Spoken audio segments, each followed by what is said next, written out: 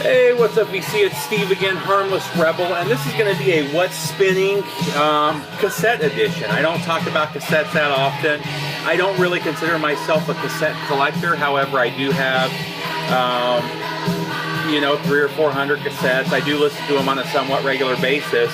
But a discussion on Facebook kind of turned into a 2-day cassette tape only listening session. I just wanted to share the stuff that I listened to over that 2-day period.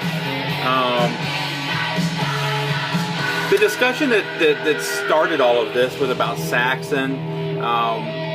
Scott Waters had posted a photo of a Saxon 45 on Facebook, and somebody mentioned that they don't think Saxon was a metal band. They were more of a hard rock band, which of course led to Scott, myself, and a couple of other people posting some rather in-depth responses to that. Regardless, I'm not going to get into the whole conversation. It lasted for a while. It went back and forth. In the end, the original poster doubled down that he still doesn't think that they're a metal band.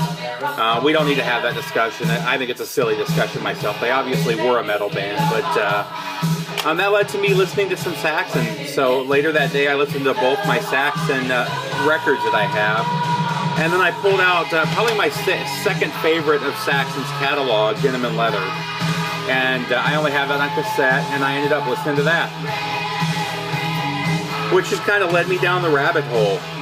From there, I pulled, and I didn't do it in this order for the most part. It's pretty close to the order I listened to it in, but it really wasn't. But next, I pulled out a little bit of Doc, and this is the Dream Warriors maxi single. It had 3 songs: Dream Warriors, Back for the Attack, and Paris is Burning. Cool little EP. I have this one on vinyl as well, but we were listening to cassettes. Also ended up listening to Black Sabbath featuring Tony Iommi. This is 7th Star. This is Glenn Hughes era Black Sabbath. It's not my favorite Sabbath album, but it's still a great album. There's some great songs on here, and I'm a big fan of Glenn Hughes. You just can't go wrong with him.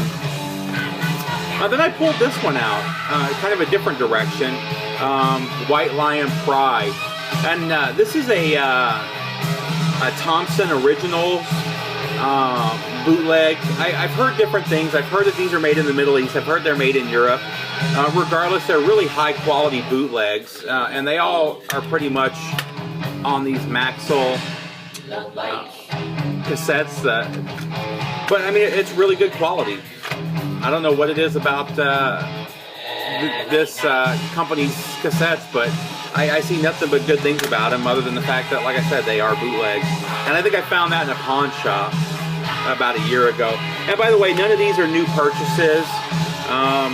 One of them I bought about a month ago, but a lot of the stuff, some of these I've had for over a decade. So then I went into and pulled out a little bit of Kiss and listened to Asylum. Very underrated Kiss album. I'm a really big fan of Asylum, which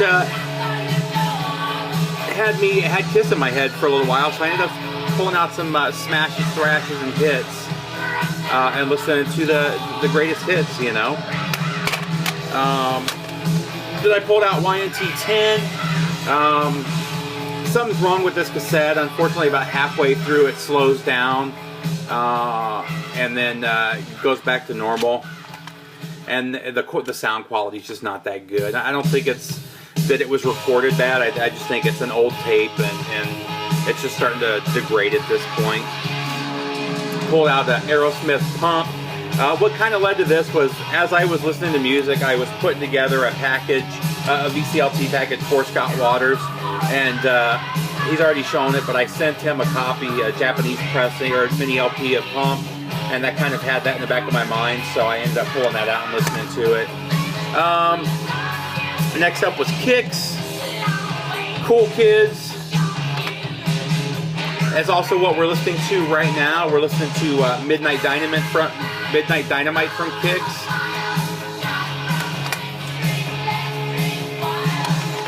Next I pulled out a little bit of Kip Winger. This is Winger 2 and The Heart of the Young.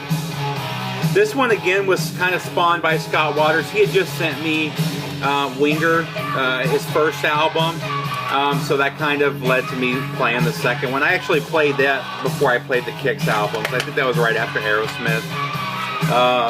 Next was Slaughter, a little bit of Mark Slaughter there. I love this album.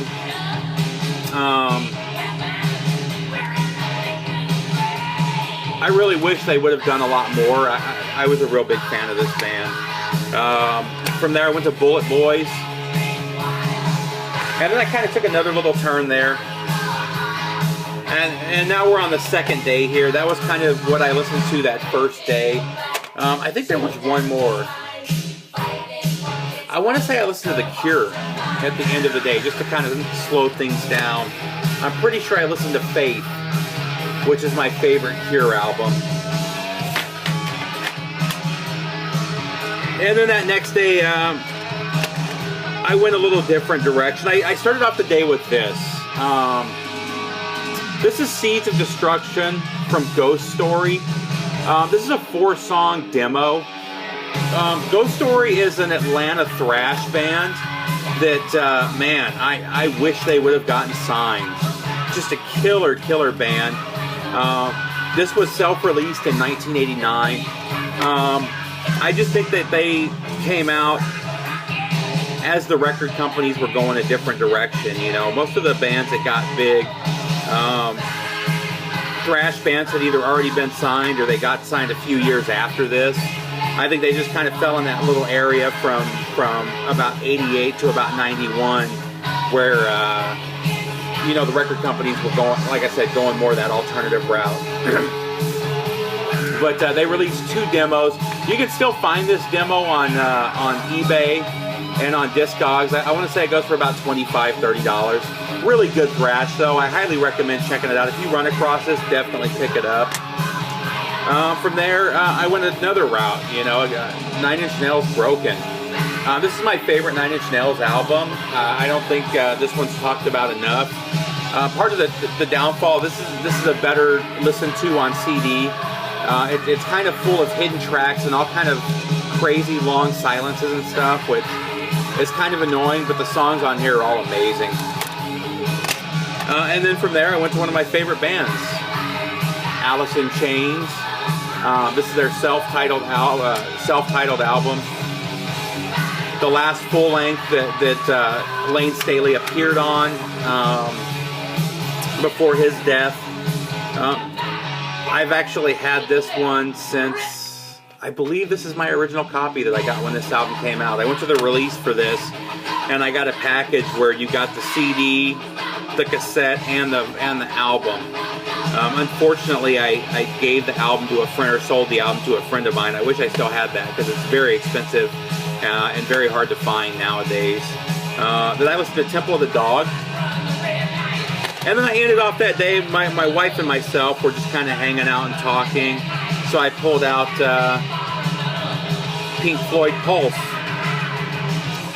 which is an amazing, I think it's actually a couple different live sets, but it's all live.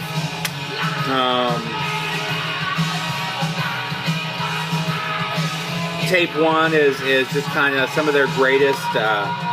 Tape 2 has The Dark Side of the Moon played in full live. Just killer stuff. So, like I said, I've gotten a bunch of requests over the last year. You know, I've showed 1 or 2 cassettes here and there, and I've gotten requests to show some tapes. And this is just kind of a perfect time to do that. So, I hope you liked it. If you want to see more cassettes, drop me a note in the comments below. I have got a lot more. Other than that, take care, VC, and have a good one.